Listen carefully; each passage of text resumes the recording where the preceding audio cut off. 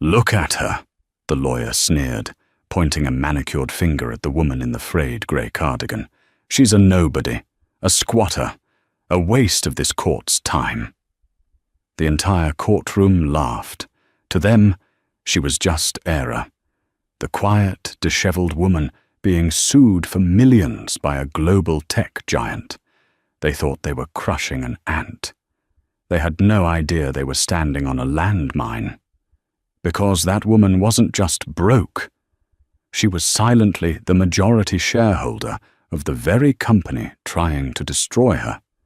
And when she finally opened her mouth, the silence that followed was deafening. This is the story of how arrogance met its match, and how a nobody revealed a billion-dollar secret that brought a courtroom to its knees. The air in the Superior Court of New York, District 4, smelled of old mahogany, floor wax, and expensive cologne. It was a smell designed to intimidate, to remind anyone who walked in that justice was not free. It was something you purchased by the hour. On the left side of the aisle sat the legal team for Orasys Technologies. They looked like a phalanx of sharks in Italian wool. There were 5 of them, led by Marcus Thorne. Thorne was a man who didn't just win cases, he annihilated the opposition. He was 45, tanned, with teeth so white they looked synthetic, and a reputation for making grown men cry on the witness stand. He checked his Rolex Submariner every 30 seconds, a subtle signal to the judge that his time was worth more than anyone else's in the room. On the right side of the aisle sat Era Vance. Era was 42, but looked 50. Her hair was pulled back in a messy bun held together by a cheap plastic clip.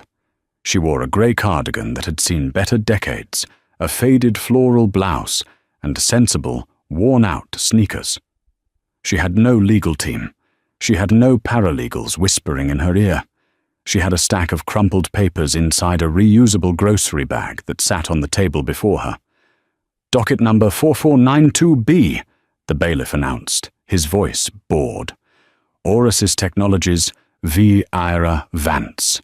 Allegations of intellectual property theft, corporate espionage, and breach of non-disclosure agreements." Judge Reginald Sterling peered over his spectacles.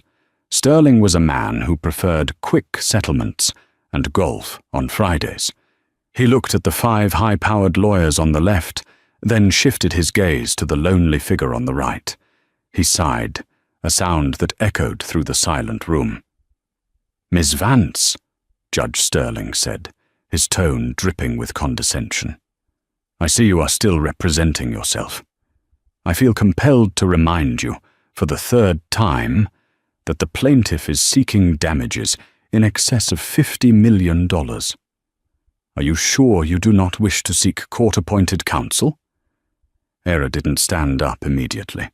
She adjusted her glasses, drugstore readers, and looked at the judge. Her hands were shaking slightly. To the gallery, it looked like fear. "No, Your Honor," she said softly. Her voice was raspy, unused. "I will represent myself." Marcus Thorne suppressed a chuckle. He leaned over to his junior associate, a young man named Bradley, who looked like he'd been manufactured in a law school lab. "Watch this," Thorne whispered. "She'll be crying before lunch. I give it 20 minutes. Mr. Thorne?" The judge nodded. "Opening statements." Thorne stood up. He buttoned his jacket with a flourish and walked toward the jury box. He didn't even look at Era. He treated her like furniture. "Ladies and gentlemen of the jury," Thorne began, his voice a smooth baritone instrument, "we are here today because of greed. Plain and simple. My client, Orasys, is a pioneer in renewable energy software. We are changing the world. We employ thousands, and we protect our secrets." He spun around and pointed a finger directly at Era. "That woman," he thundered, "was a low-level janitorial contractor at our Seattle server farm 6 years ago. Just a cleaner.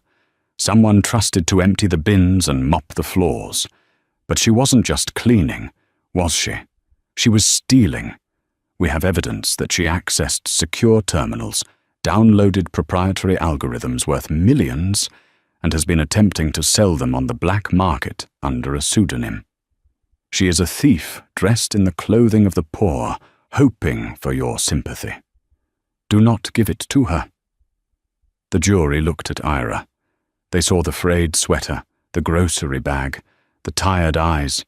They didn't see a mastermind. They saw a desperate woman who probably got caught trying to make a quick buck. Ira sat stoically. She wrote something down on a yellow legal pad. Point 1. He called me a cleaner. Point 2. He thinks the algorithms were stolen. She looked up at Thorne, who was now smirking at her. He thought she was prey. He had no idea he was poking a sleeping dragon. The morning session was a bloodbath, or at least it appeared to be. Thorne called his first witness, the chief technical officer of Orasys, a man named David Goggins, no relation to the athlete, but just as intense.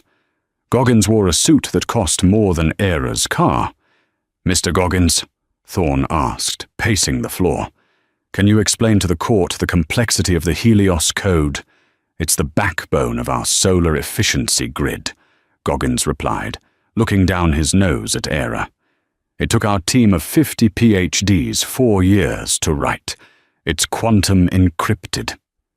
And is it possible, Thorne asked, feigning confusion, that a janitor, a cleaning lady, could stumble upon this code and accidentally copy it? Impossible, Goggins scoffed. You need high-level clearance, or you need to physically hack the mainframe. It requires sophisticated knowledge of C++ and Python. Thorne turned to Era. Your witness, Ms. Vance? Era stood up slowly. She knocked her grocery bag over, spilling a few papers. The courtroom tittered. Thorne rolled his eyes. She scrambled to pick them up, looking flustered. Sorry, she muttered. She approached the stand. She looked small next to the witness box. Mr. Goggins, she said, reading from her notepad.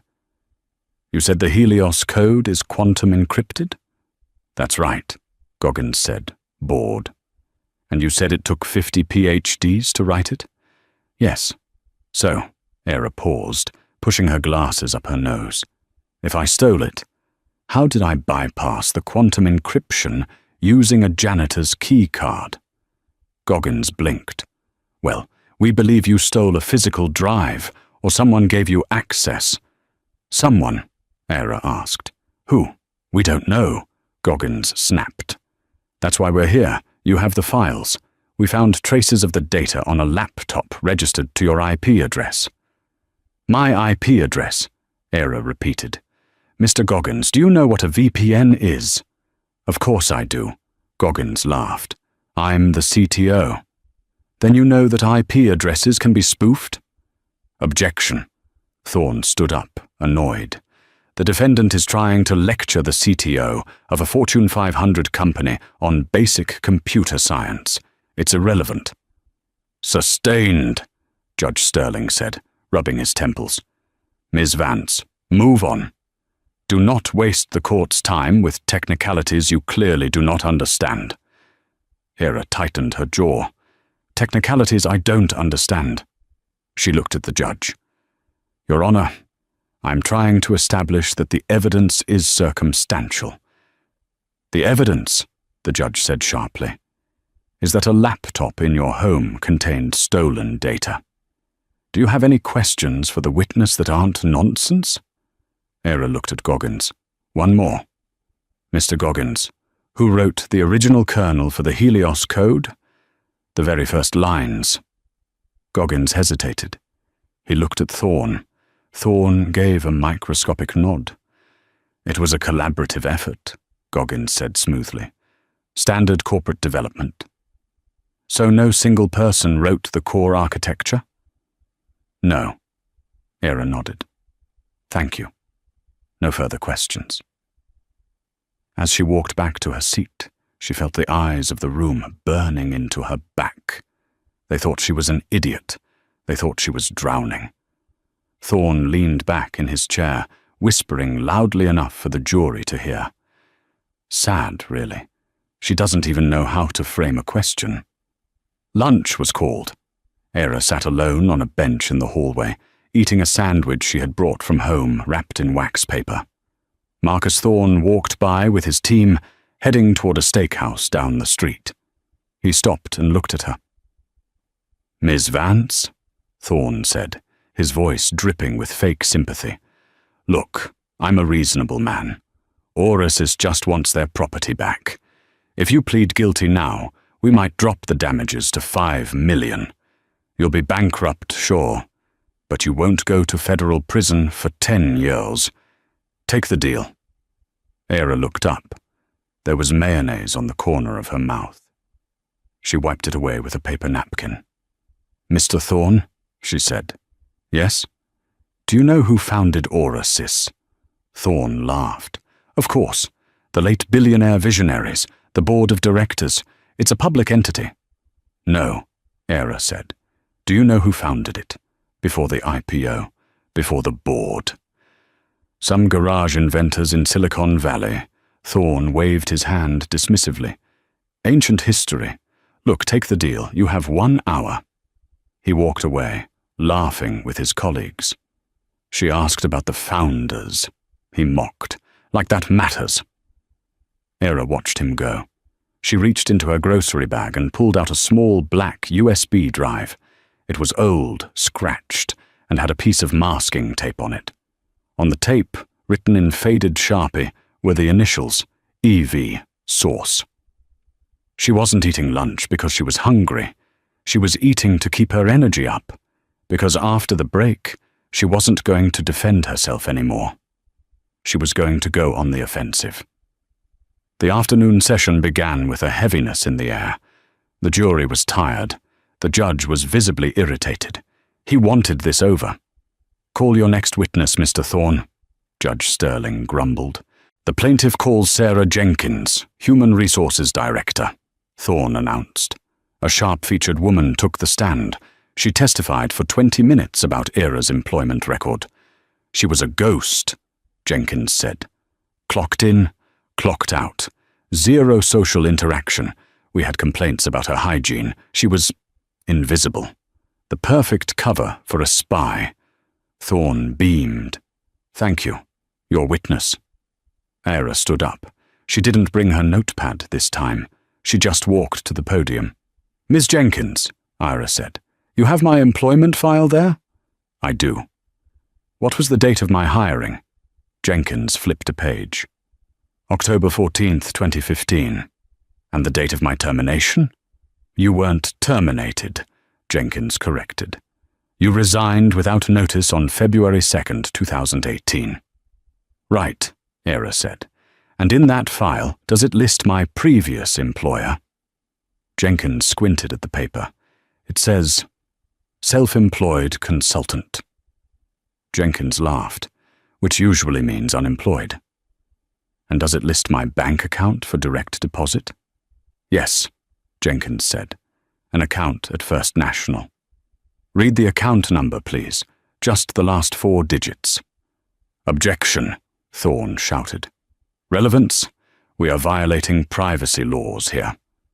"It's my own account," Ara said calmly. "I waive the privacy." The judge waved his hand. "Answer the question." "The last 4 digits are 8890, Jenkins said. Ara turned to the jury. "Keep that number in mind, 8890. She turned back to Jenkins. "Ms. Jenkins, during my time as a janitor, did I ever submit any complaints to HR? No. Did I ever ask for a raise? No. Did I ever cash my paychecks?" The courtroom went silent. Jenkins frowned. She looked down at the file. She flipped a page, then another. Her brow furrowed. I don't see any record of cashed checks here. The funds were deposited, but... Wait. What is it? Judge Sterling asked, leaning forward. "The checks were returned," Jenkins whispered. "Every single one of them, for 3 years, returned to the company treasury." Thorne stood up, confused. "Administrative error, irrelevant. Is it? Era asked, her voice suddenly harder, stronger. Miss Jenkins, why would a poor janitor who needs money to steal secrets return 3 years of salary? Jenkins was stumped. I don't know. Maybe, Era said, stepping closer, because she didn't need the money. Objection! Speculation! Thorne yelled. Sustained, the judge said. But he was looking at Era differently now. The crazy cat lady vibe was fading. Something else was taking its place. No further questions, Era said. Thorne was rattled. He didn't like surprises. He whispered to his associate. Find out why she returned the checks, now. But Ira wasn't done. Your Honor, she said. I would like to call a hostile witness. You don't have a witness list, Ms. Vance? The judge said. I do, she said. He is in the courtroom right now. She pointed a shaking finger at the plaintiff's table. I call Marcus Thorne to the stand. The courtroom erupted.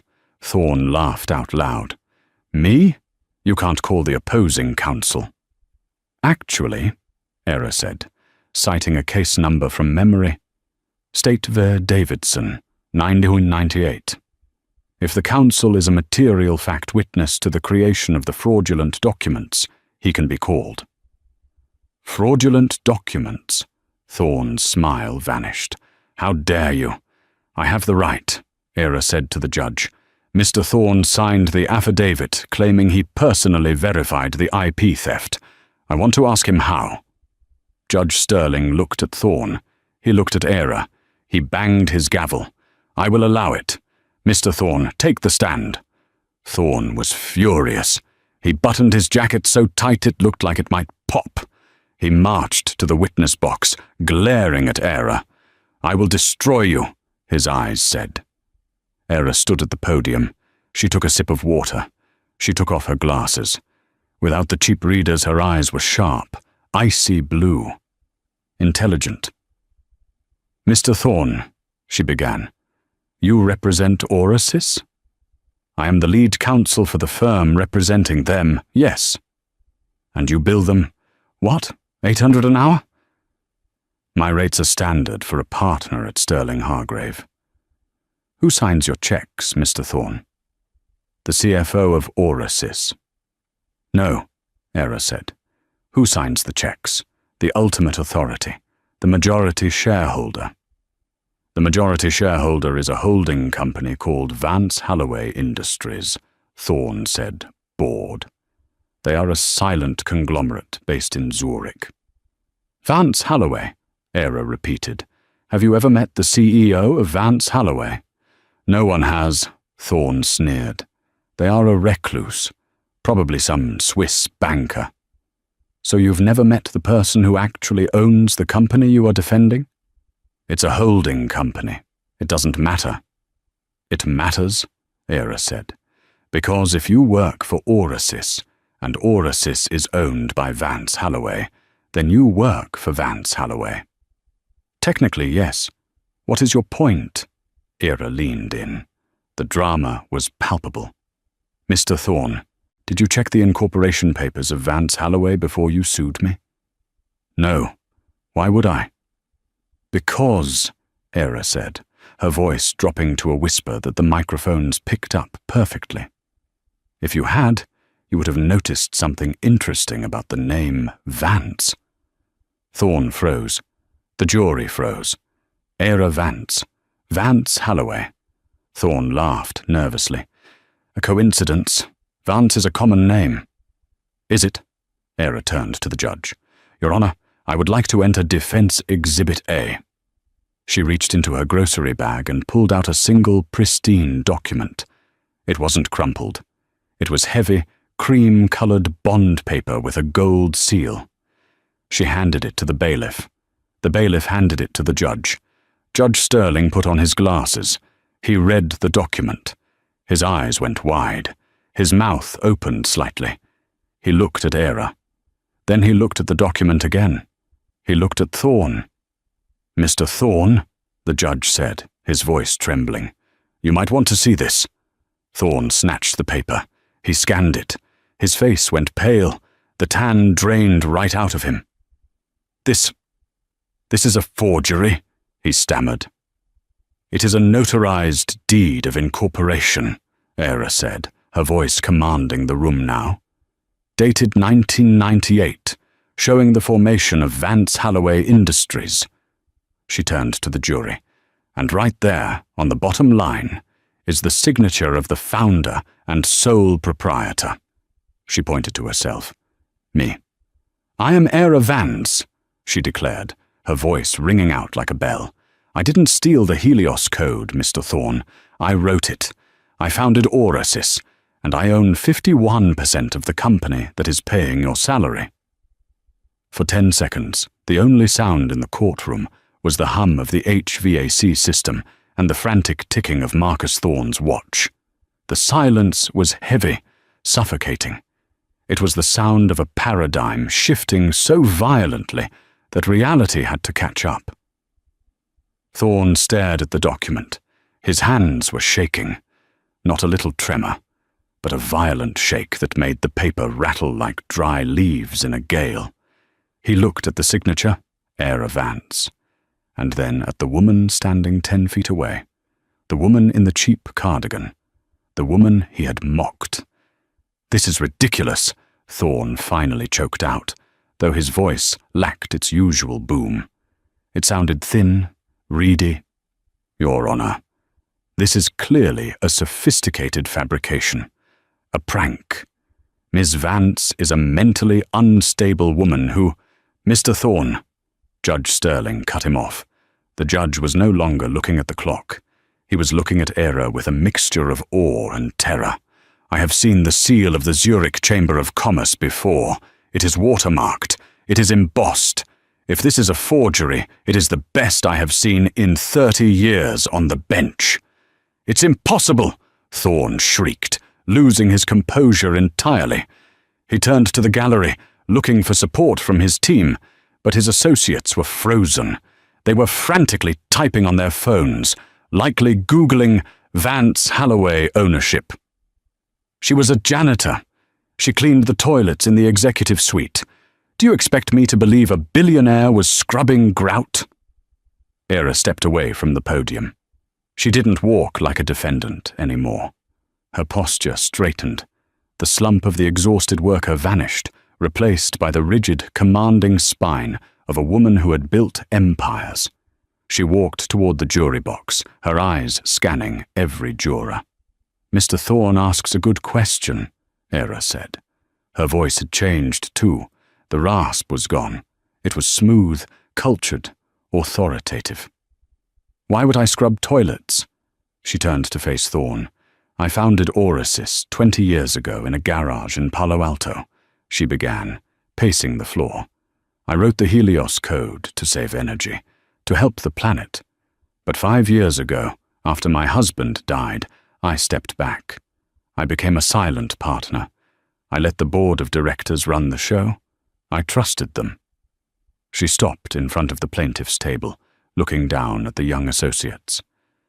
But then the profits started dipping. The innovation stopped, and I started hearing rumors that the new CEO, Julian Blackwood, was cutting corners, that he was selling user data, that the company I built to save the world was being used to exploit it. Thorne opened his mouth to object, but no sound came out. "I couldn't prove it from the outside," Era continued.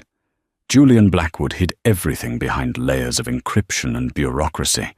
If I had walked in the front door as Era Vance, the majority shareholder, he would have shredded the documents before I reached the elevator. I needed to see what was happening on the ground. I needed to be invisible." She smiled, a cold, dangerous smile. "And who is more invisible than the cleaning lady?" The jury gasped. A woman in the front row covered her mouth. It was the perfect narrative flip. The predator was actually the prey was the hunter. "For 3 years, Era said, her voice rising. "I emptied your trash, Mr. Thorne. I cleaned the conference room after your strategy meetings. I heard you joke about overbilling clients. I heard Julian Blackwood laugh about stupid users and backdoor data sales. And every night I went into the server room, not to steal the code, but to audit the logs. I wasn't stealing Oris's property. I was auditing my property. Objection! Thorne screamed, desperate now. This is testimony. She is testifying from the floor. She must be under oath. I am under oath, Era snapped, whipping around. You called me as a hostile witness, remember? Thorne turned pale. He had walked right into it. Judge Sterling leaned forward. Ms. Vance, if you are indeed the owner, why let this lawsuit go this far? Why let yourself be arrested? Why sit here for days and let them humiliate you? Era looked at the judge. Her eyes were sad. Because, Your Honor, I needed this. She gestured to the court. I needed a public record. If I had fired them privately, they would have sued me for wrongful termination. They would have spun the story in the press. I needed them to stand up in a court of law under penalty of perjury and lie. I needed them to present their fraudulent evidence so that when I destroy them, there is no coming back. She reached into her grocery bag again. Defense Exhibit B, she said. This time she pulled out a laptop, not the cheap one seized by the police, a sleek, military-grade machine. Mr. Thorne said my laptop contained stolen algorithms, Era said. He was half right. It contains the original source code, time-stamped 1999. But it also contains something else, audio recordings. She placed the laptop on the evidence table. Recordings of the board meeting on November 12th, where Julian Blackwood explicitly discussed framing the janitor because she was asking too many questions. Thorne collapsed into his chair. He put his head in his hands. The game was over. He just didn't know how bad the score was yet. The courtroom was in chaos. The bailiff had to bang his gavel repeatedly to restore order. Reporters in the back row were running out of the room to call their editors. This was the story of the decade. Janitor sued for millions, turns out to be boss.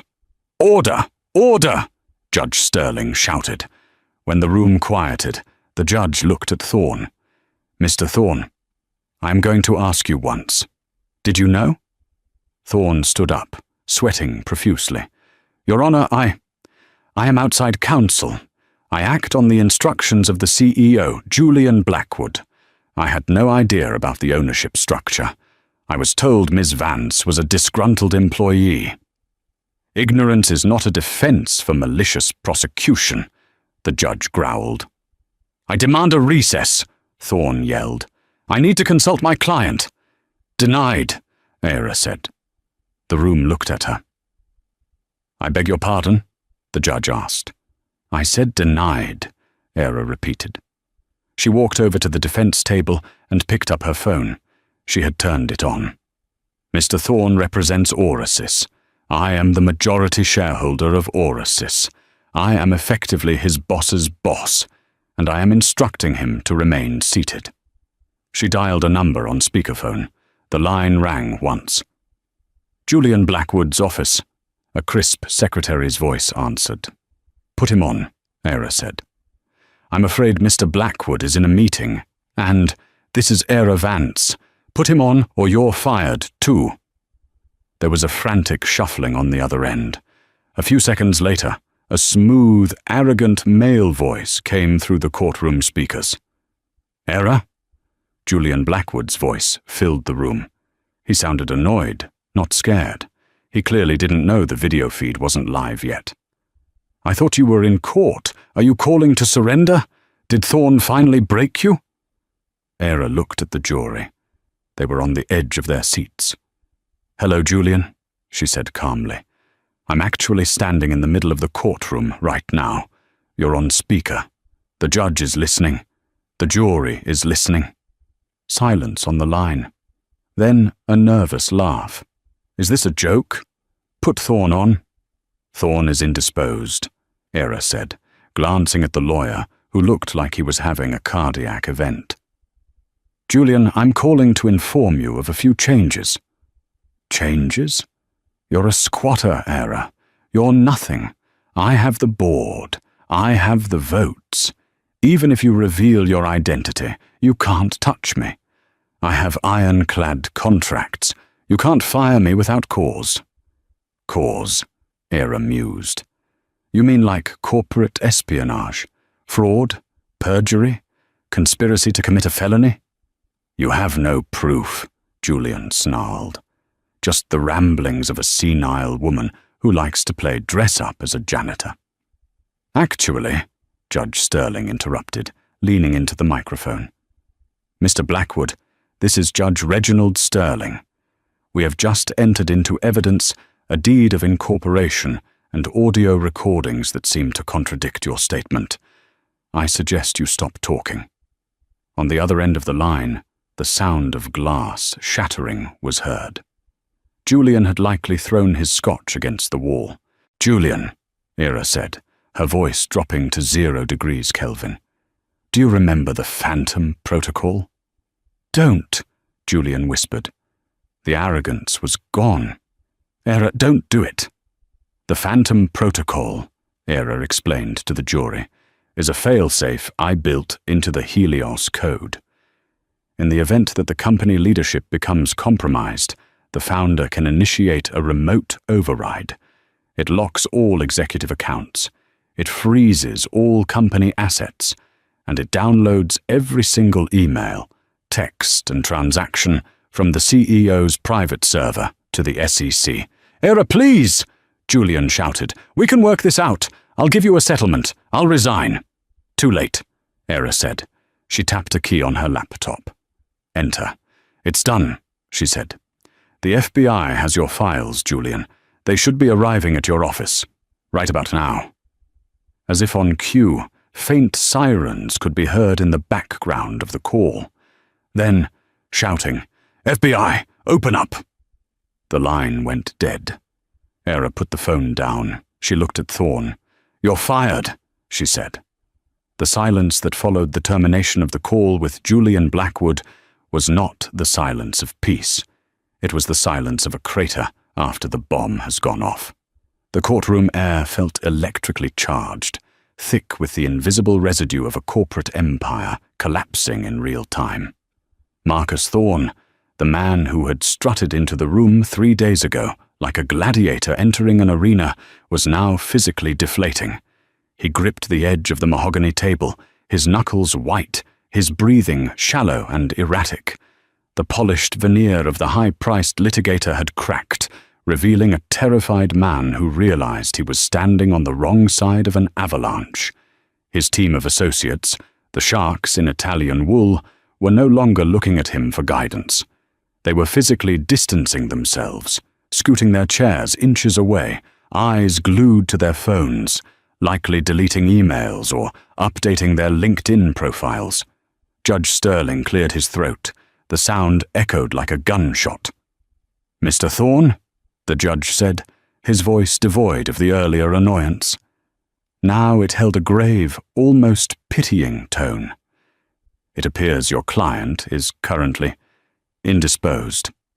And given the evidence Ms. Vance has just presented, evidence that suggests this entire proceeding is built on a foundation of perjury and fraud, I am inclined to ask, how do you wish to proceed?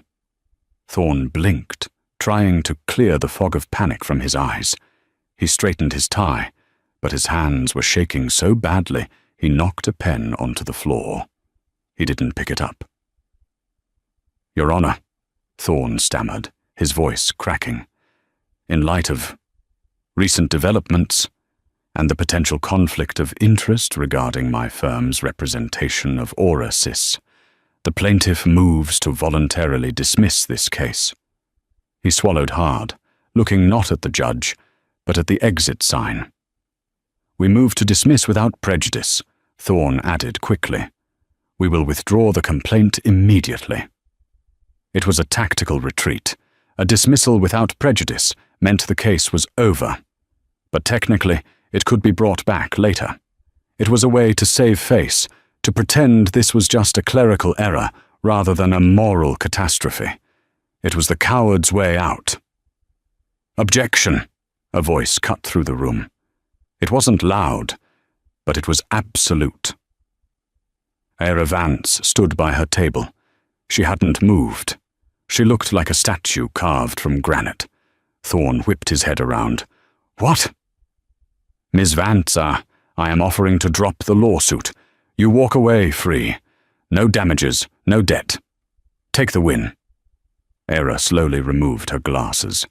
She looked at Thorne with eyes that seemed to age him 10 years in 10 seconds. "You don't get to quit, Mr. Thorne," she said.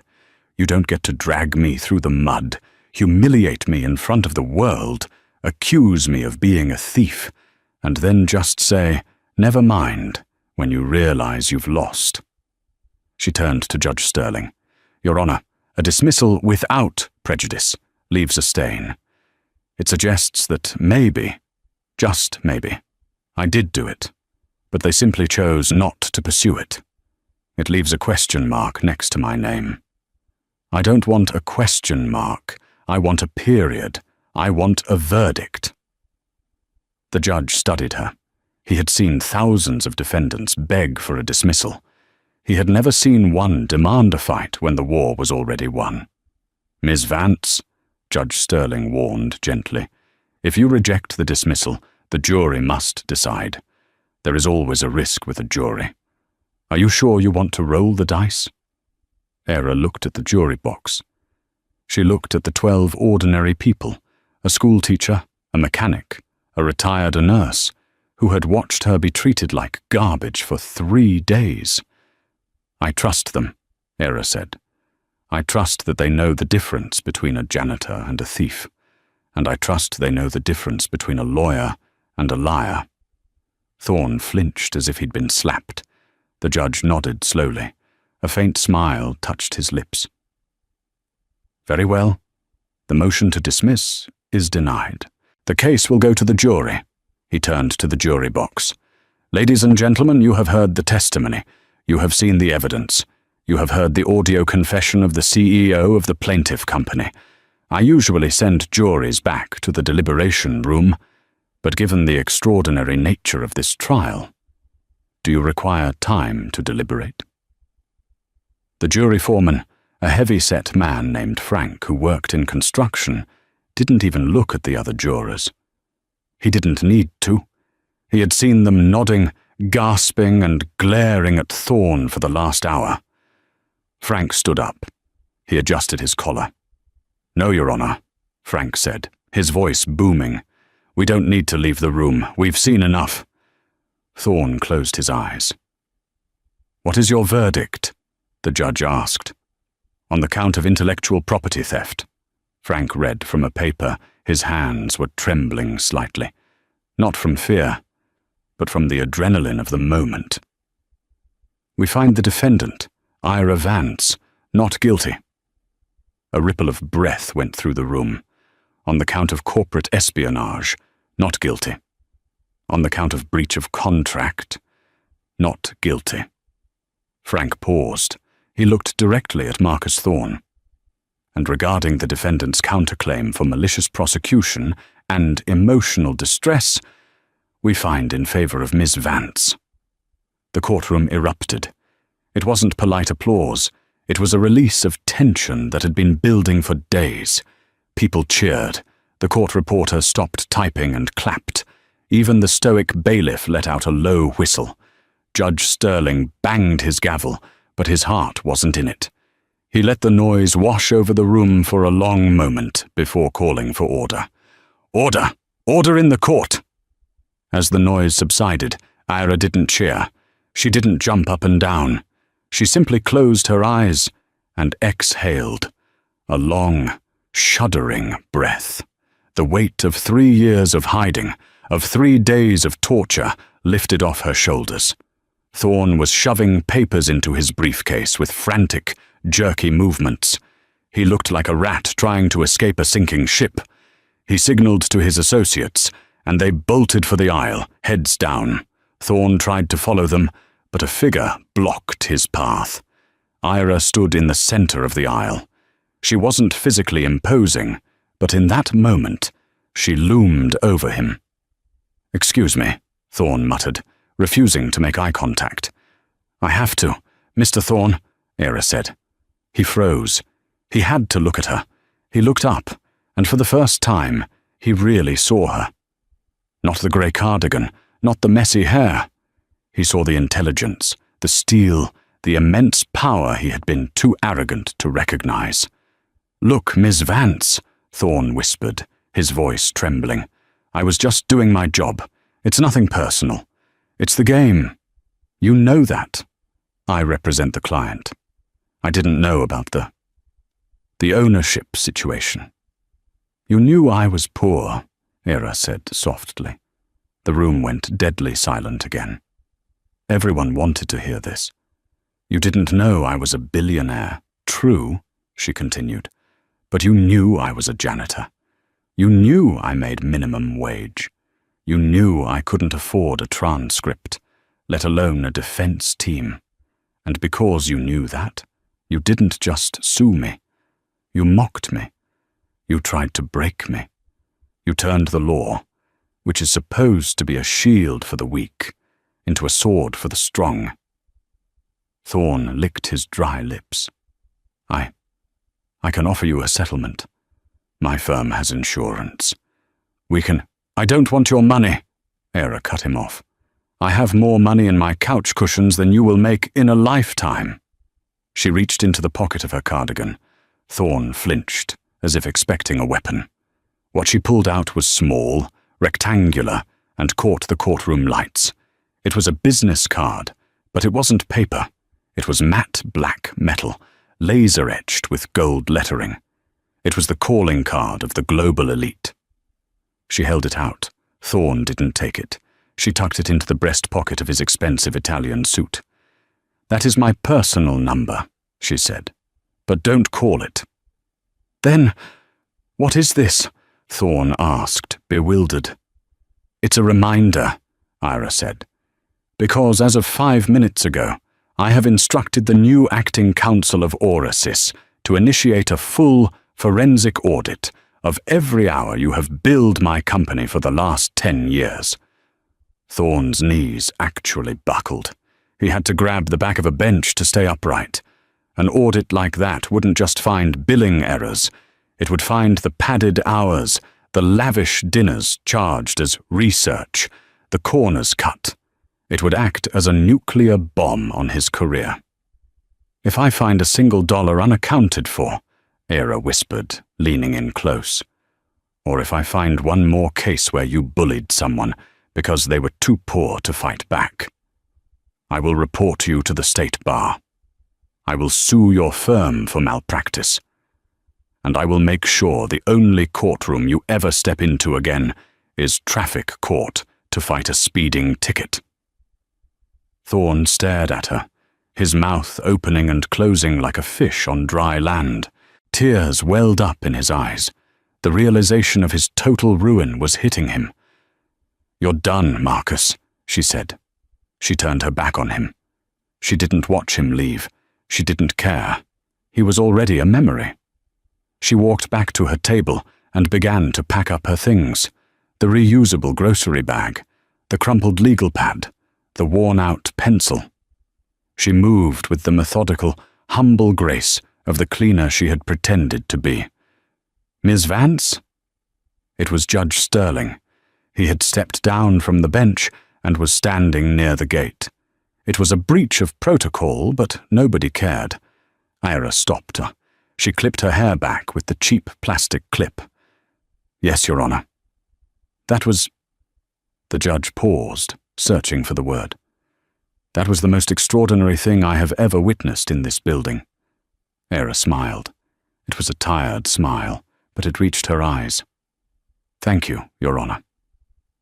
"May I ask," the judge said, "what you intend to do now? You own the company. You have the power. Will you go to the press? Will you take a victory lap?"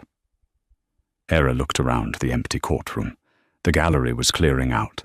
The dust motes were dancing in the afternoon sunbeams. "No press," she said.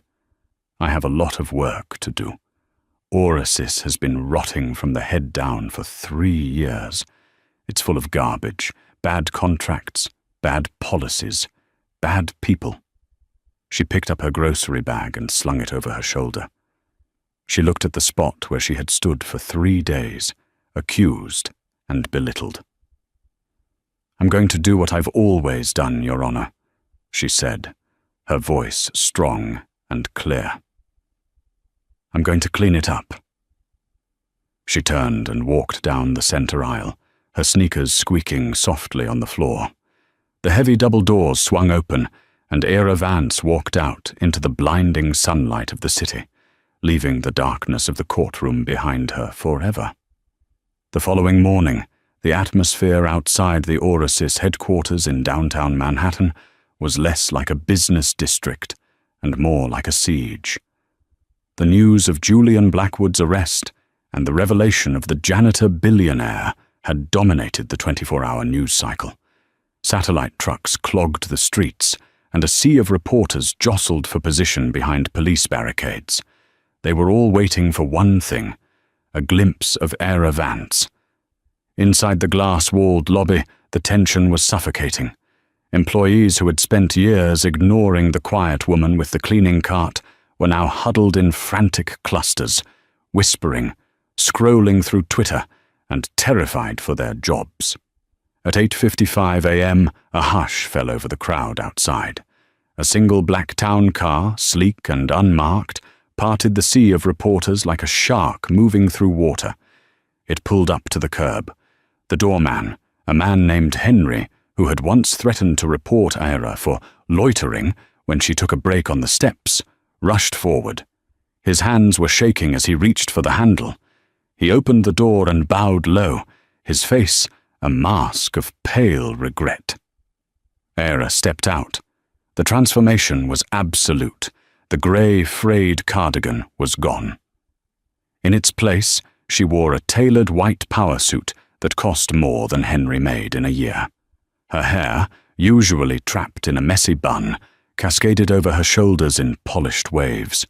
She wore sunglasses, but even behind the dark lenses, her gaze was piercing.